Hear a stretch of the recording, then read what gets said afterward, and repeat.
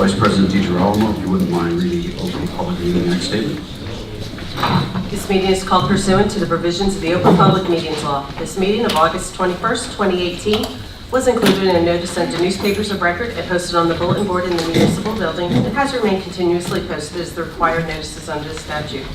In addition, a copy of this notice has been available to the public and is on file in the office of the municipal clerk.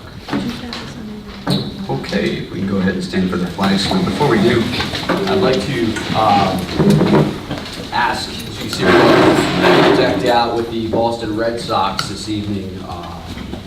One of our own family members, Councilman Lutz, lost his father-in-law this last week, Stan Hughes, who many know was an integral part of this community.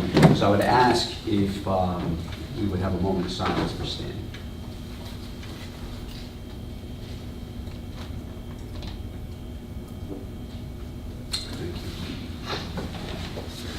I pledge allegiance to the flag of the United States of America and to the republic for which it stands, one nation, under God, indivisible, with liberty and justice for all. Roll call vote.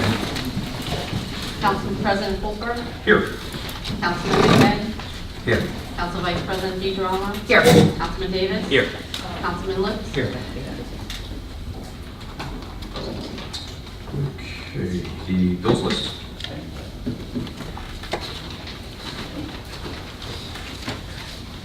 Current fund, $1,255,595.11. State federal grants, $5,176.09. Capital fund, $943.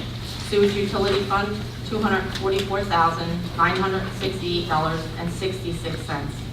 Planning Board Trust Fund, $2,775. Bridge Development, $10,930. Section 8, $2,094.99. Agency Fund, $284.32, for a regular bill list of $1,522,767.17. Section 8 rent payments, $143,581. There are two previous bills tabled the last meeting.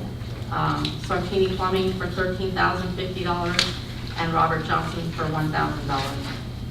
The prepaid bill list, the agency fund, $147,404.49 for a prepaid bill list of $147,404.49. Grand total of all funds, $1,827,802.66. Okay, Councilman Lutz, do you have anything? On the bill list. Yes. It's not Mr. Johnson's fault, but I can't see why we're paying $1,000 down at the old Agway building for him to install when we don't even own the building. I'm kind of against that, but that's the only thing I have. Okay. Council Vice President DeGirolamo. Nothing. Councilman Davis. I'm good, thank you. Councilman McVeigh. Good, sir. Okay, I do have one, check number 73654 for GTBS Properties. I'd like to hold that until we can further investigate the matter regarding the CO issue. We have verifiable proof that the landlord had violated the CO with photographic evidence and video, and the email that I received states that there was an investigation conducted, but I didn't get details. I'd like to wait until we have those details, and I'd like to hold, again, 73654.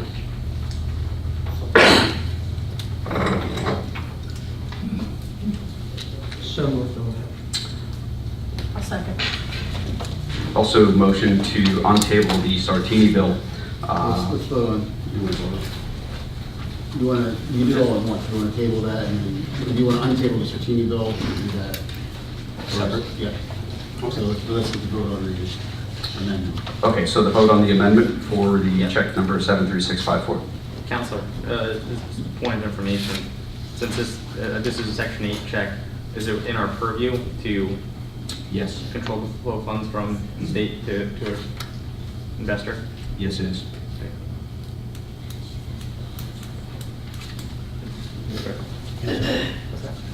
This is a Section 8 rental payment? Yeah. We've done it in the past.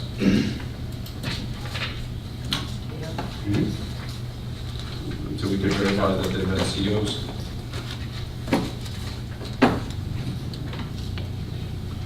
Seven, three. 654.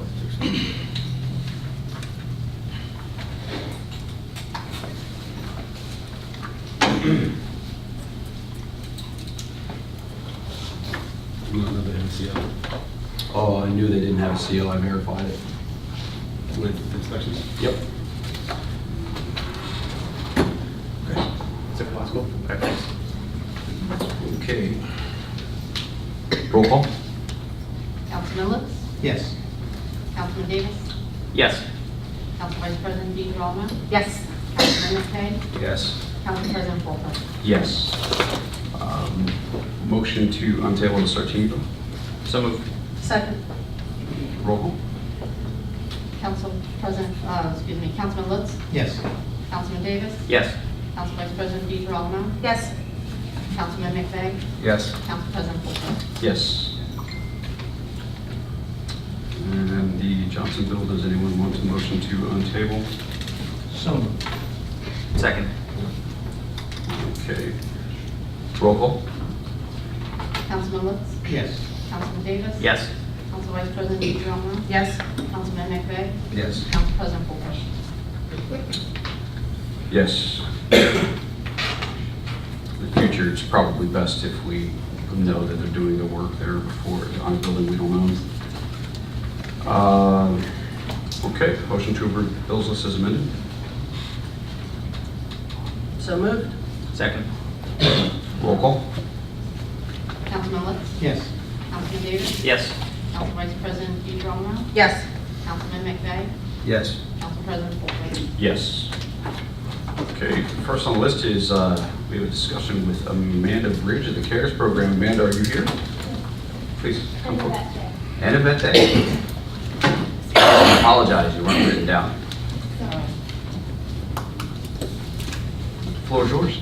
Okay, thank you very much. Again, my name is Yvette Day, and I'm with Community Prevention and Resources of Warren County. I'm the executive director there, and I'm also the supervisor over the Center for Prevention, Recovery, Education, and Success. We find it advantageous for us to report back to council, since we had this wonderful partnership a few years ago where a building was able to be leased to us, and with our continued collaborations with the Phillipsburg Police Department. I am very proud to state that through the county, the Phillipsburg PD was allowed to do a pilot program for the screening, brief intervention, and referral to treatment training, where all of their officers are now trained in experts so that they can more effectively, I would state, to help those that they may find needing additional treatment or support.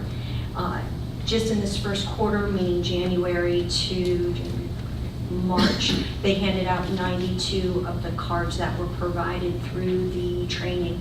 So they are now able to additionally help those that are in need. Just in Phillipsburg alone, in this, up until today, there have been, that we know of, 44 Narcan deployments. Narcan is deployed when someone has overdosed on some sort of opiate. So there's been 44 Narcan deployments, and again, that's only coming from what we know of from the PD and the Phillipsburg EMS. Last year, if you want to compare those to last year, there were only 28 in the whole year. We're only halfway through the year, and we were at 44.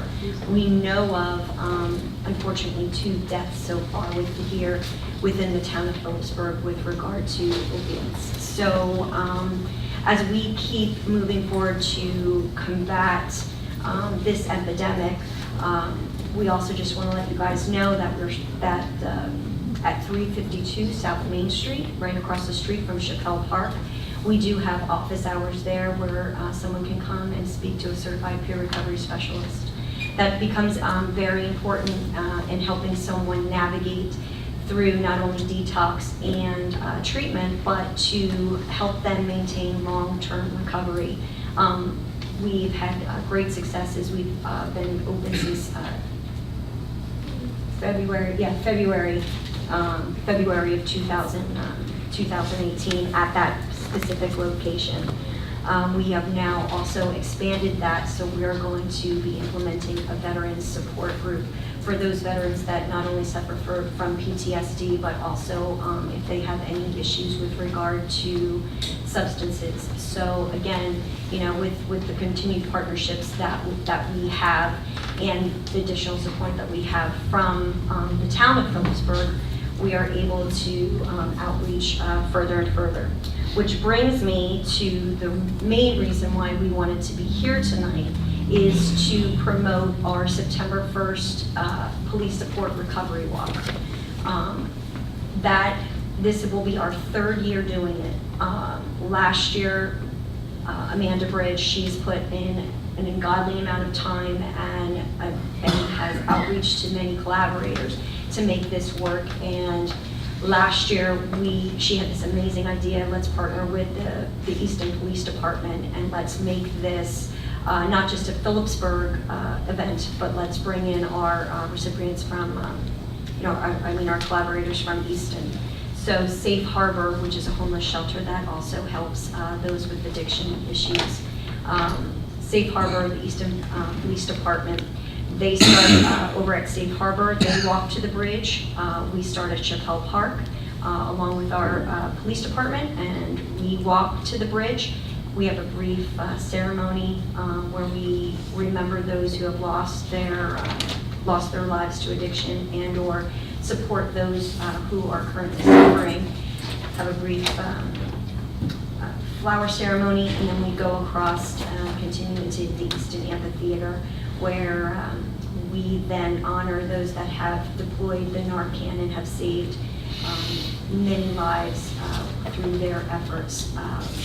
Both mayors are there and they are able to speak. This year we have partnered with a local band, and I'm really proud of this band because these are a bunch of teenage kids, and a few of them are out of Lopac, all of them are out of Lopacon, but they currently attend high school. It's the Garibo Brothers. If you haven't seen them perform at Lopacon Park, if you find that they're there, they are amazing. And these are a group of kids that are donating their time so that they can have this event to be very special for us. Again, I would really love if you would all be able to come out and walk with us on September 1st.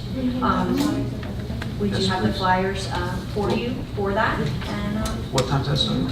the registration is from 9 to 10, and then we're going to promptly walk at 10 o'clock. There's going to be lunch served, free breakfast from Sullivan's on the Main, again, collaborations. And then we will be having a little bit of a lunch from Safe Harbor and who they partner with to be able to provide lunch.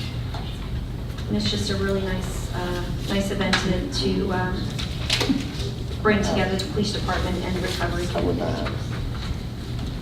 Does anyone have any?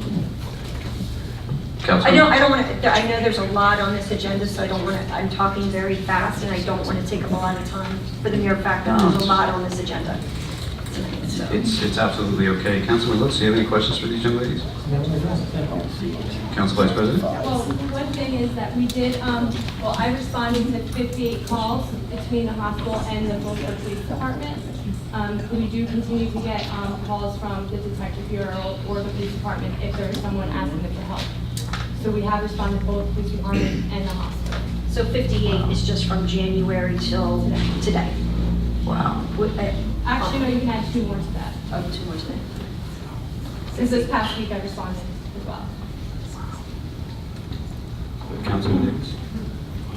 Thank you very much for the efforts that for your efforts in the community. I know it's saddening to hear that there's been more Narcan deployments this year, but I'm glad that we have invested members of our community like you guys helping us fight the epidemic. So thank you. Councilman McFadden?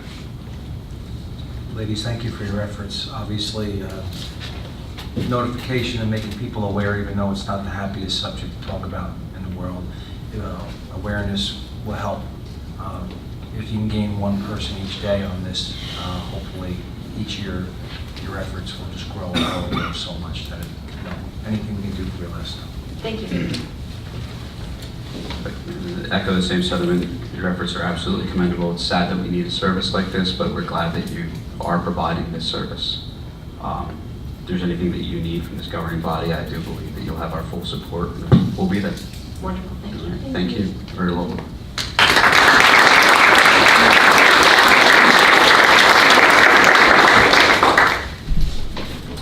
Okay, next is the public comment on agenda items. So this is just public comments on the agenda items only.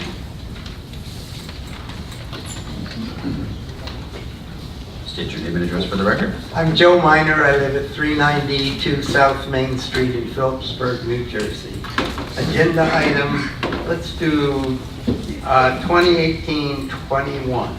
A citizen brought up a speed bump request on Fulton Street. Upon investigating by the engineer, it did not warrant a speed bump within present ordinance. I looked at Fulton Street. The danger is as a child can step out between parked cars where both the child and the car are blind to each other. It's just it's an undersized street for starters. Much of that. We need an ordinance that investigates and justifies some speed bumps. Phillipsburg has many one-way under-width roads with parking on both sides that are in school bus routes. And we need the parking, and these roads exist. What we need is to broaden this ordinance to include a standard for these needs. It was really crazy. The second thing, 2018-14, although this ordinance has not yet passed, my tax bill includes $20 for open space.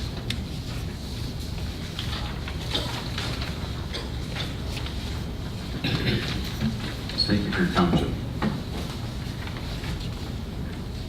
Is there anyone else? Okay, there being none, we will move forward to the ordinances for second reading. Ordinance for 2018-16, which is the bond ordinance repealing and replacing bond ordinance number 2017-03, finally adopting April 18, 2017, and providing for the renovation and conversion of the armory into a public safety building to house the police, fire, and emergency management departments by and in the town of Phillipsburg, in the county of Warren, state of New Jersey, appropriating $3,211,000, therefore, and authorizing the issuance of $3,450,000 bonds or notes to the town finance part of the cost thereof. So moved. Second. Discussion? Public or council? It's a second reading, so I'd open up to the public for discussion. Joe Miner again. Okay. The town engineer never priced moving back into the Corliss location. All estimates must include demolding, as it is the town's responsibility.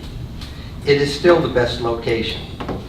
Also, never investigated, I believe it is still although never investigated, I believe it is the cheapest location and a good one.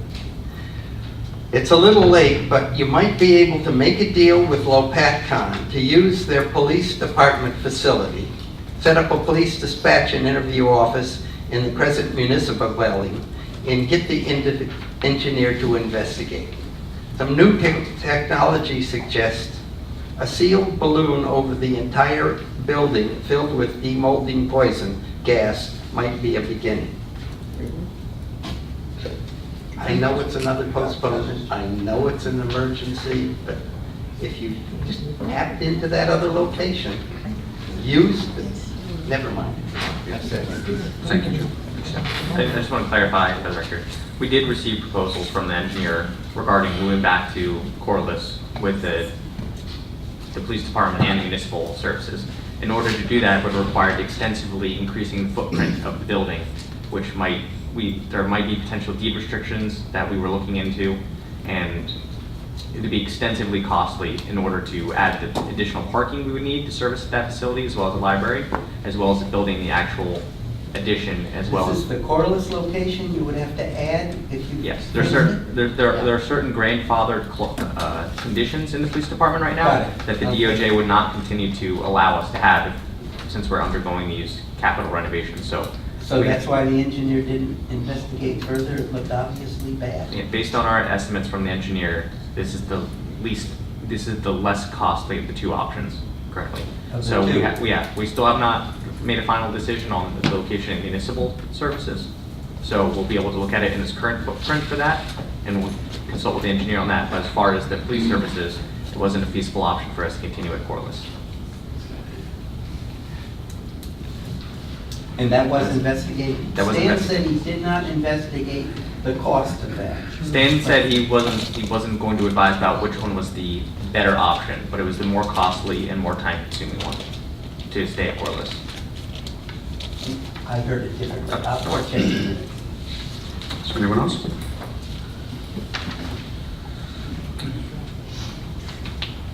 Dan Boyce, 244 Irwin. It seems that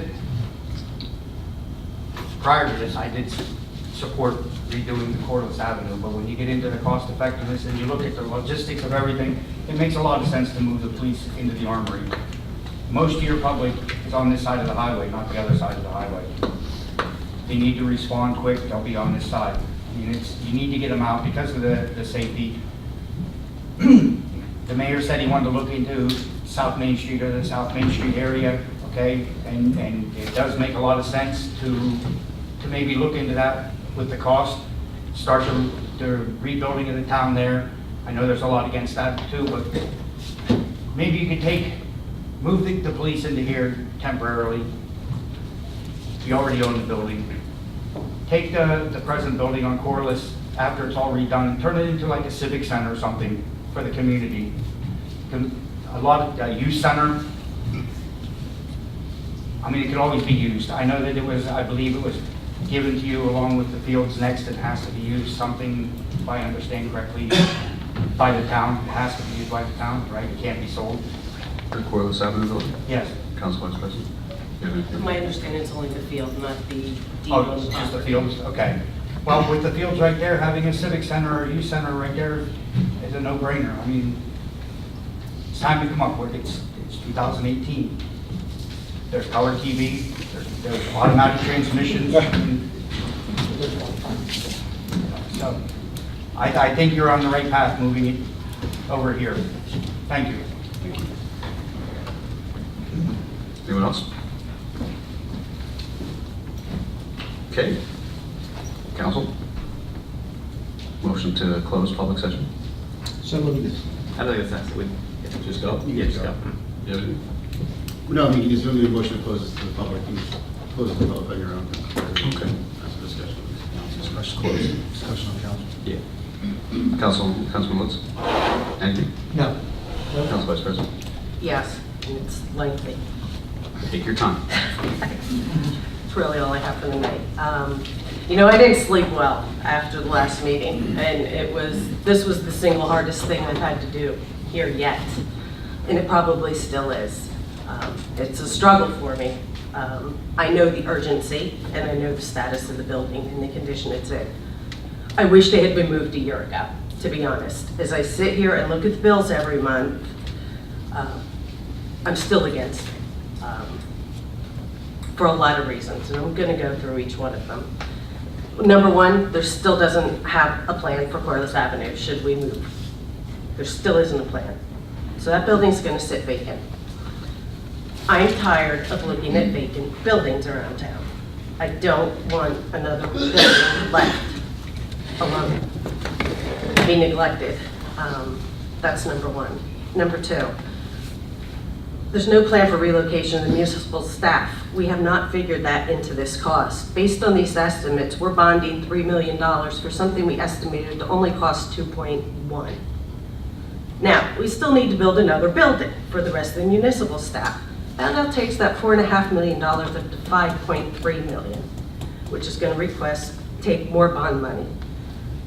Next, originally, the 2016-2017 proposal.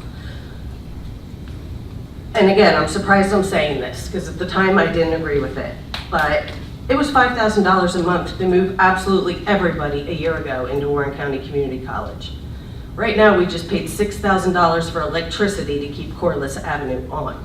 In addition to that, we're paying for all the electricity and all the utilities over on Fillmore Street. So my concern's coming, how we are going to afford financially to maintain 3 buildings.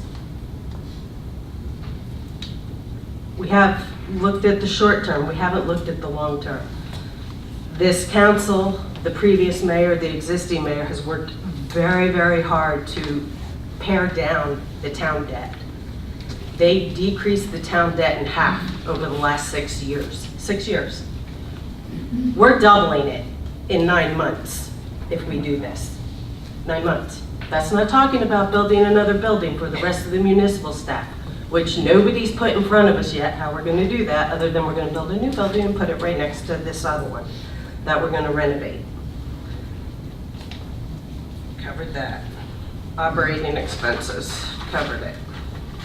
If we move Corliss, what's going to happen to the library that we're paying $400,000 to put a roof on? Because now the library is going to be left there all by themselves. And that is a municipal service that we just spend a significant amount of money in. And we wouldn't have done that if we didn't feel strongly that everybody should be together.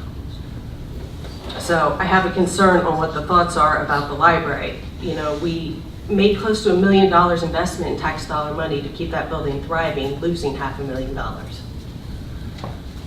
So I'm seriously hoping there's not a lack of support coming next year for the library staffing. Also, consideration. Now, selfishly, everybody knows I live diagonal to that building. But I don't know that any thought on use has been given to the people that live in the apartments across from it, the business owners who actually I all go to, and no one's talked to them about it, and they've all been asking what's happening to that building. Short and long term, we talked about the budget. Again, I'm coming back to 2018. This was not written into the budget, unlike ordinance 2018-15 for $1.8 million that we already approved. That was written into it. So now we're going to have budget modification adding to our debt statement.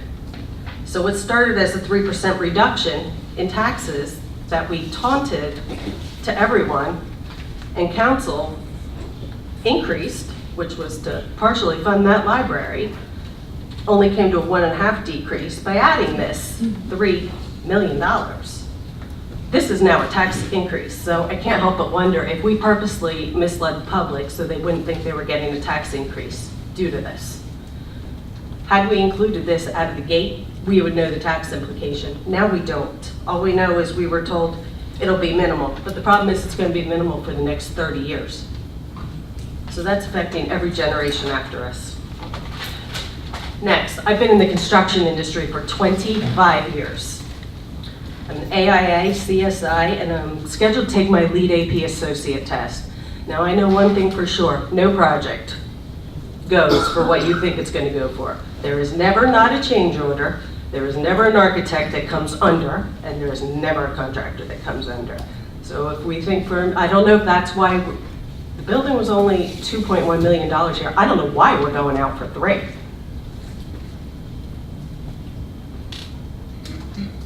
I just don't. The building was estimated to be 2.1, only 1.2. If you had come to me and said 1.2, I probably would have been like, all right, it makes perfect sense. But we're talking about $3 million. And that's not moving everybody.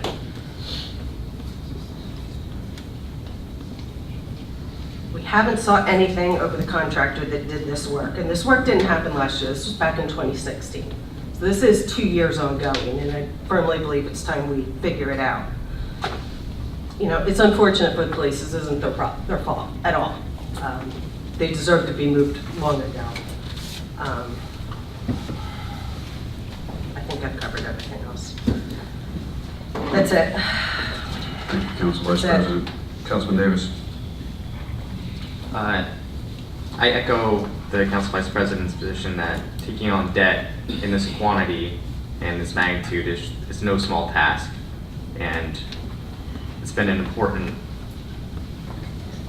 factor to me in evaluating all these proposals that we've gotten. And I'll be honest, the debt is the thing that scares me the most, because it would be a legacy I think that all of us would not want to have on our reputations, the people who tripled the debt in 2 years. The unfortunate thing is that this is where the buck has landed after it's been passed down. I agree that it's a lot of money. I think that the idea, and the mayor can inform us, we put some additional funds in there because we expect some of those change orders to come. We expect there to be some unforeseen circumstances. But I can tell you in terms of the square footage, Warren, New Jersey recently did a new building that was larger than this. It was in the $7.5 million range for a multiple floor building. So everything that we've seen to date has been in the realm of expectation for public works projects. So I endorse this. I'll be voting in favor of it, but we think we need to ensure that we keep the Council Vice President's words in mind, because the decisions that we vote on and the decisions that we make in terms of incurring debt are going to affect not only us, but our children. So, thanks. Thank you. Councilman Pegg. This is a tough one. It really is. And honestly, I wish it was not laid upon this council. As I sat where you were, people were screaming to get these men and women out of here. Didn't happen. So I'm sitting here now, and you're going to look for a decision, and you'll get one. My feeling is this. This is not an aesthetic move. We're talking about black mold, and that means we're talking about human beings. So, kind of trumps a lot of things. A lot of money, and then there's nobody better than my council vice president to crunch those numbers and come up with that. I couldn't do that if I tried. I got to balance that personally, me. I got to balance that out with human beings. And to be honest with you, and to selfishly speak, thank goodness that the folks got out and Freeman School was established, at least for a point, and other folks landed elsewhere. The men and women of the PPD kind of just are left behind. And I don't honestly like that feeling. And the police and fire, for that matter, have enough to stress themselves out in their lifetime to shorten their life expectancies. I sure as hell don't want this condition to even attribute to that. I live in Hillcrest, and I also ran on the premise of, and I still do, that all of Phillipsburg that needs attention, all of Phillipsburg needs attention.